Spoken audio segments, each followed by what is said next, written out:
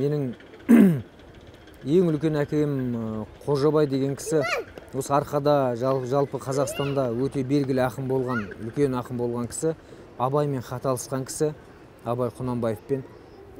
Оның ұлы Болман үлкен әкем. Ол кісі халық ақыны болған, Советтер одағының, Жазушылар одағының мүшесі болған. Біздің елден де екі кісінің де көшелері бар. Жездіде де, Жезқазғанда да, Қарсақбайда да көшелері бар адамдар, аттар машһүр болған.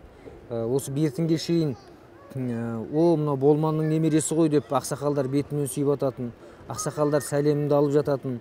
Соның бәрі, сосын біздің елге келген әрбір өнер адамы, Жезқазғанға келген, міндетті түрде біздің үйге соғып сәлем беріп кететін, Болман ақсақалға сәлем береміз деп. Соның бәрі өнерге тәрбиелеген үлкен орта.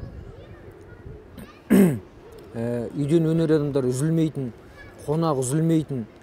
Одан бертін келе 8-ші класста бір көреген кісі болды, Сұлтан Садуақасов деген біздің училищенің директоры болды. Ол кісі өзі керемет әнші болатын, сұңғыла талантты адам болатын, өзі жан-жақты.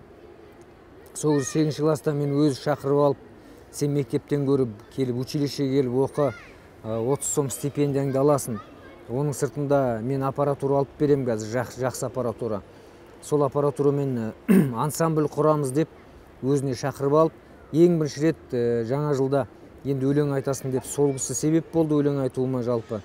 Жалпы мектепте Ағнұр деген апайымыз, біз сырттай бала кезімізде ол кісіге ғашық болатынбыз, сонда әдемі кісі болатын. Бізге физикадан сабақ беретін. Сол бастауыш класстардың бірінде сол кісі мені класс сағатында өлең айтқызған болатын. Содан ақырындап өлеңге аяқ бастым, жалпы өнерге. Енді Сұлтан ағамыздың негізгі маған жасаған үлкен жақсылығы, ол аппаратура алып берді. Ол осы продюсерлік қадамға, яғни ұйымдастырушыға, жетекші болуға сол 8-ші класстан бастап тәрбиеледі. Одан кейін Жезқазғанда мен суретшілікке оқыдым. Художественно-графический факультет деген факультет болатын, суретшілер дайындайтын.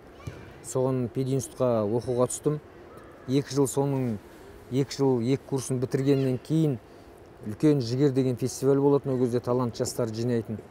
Соған Алматыға, Жезқазғаннан қатысуға әнші ретінде мені жіберді.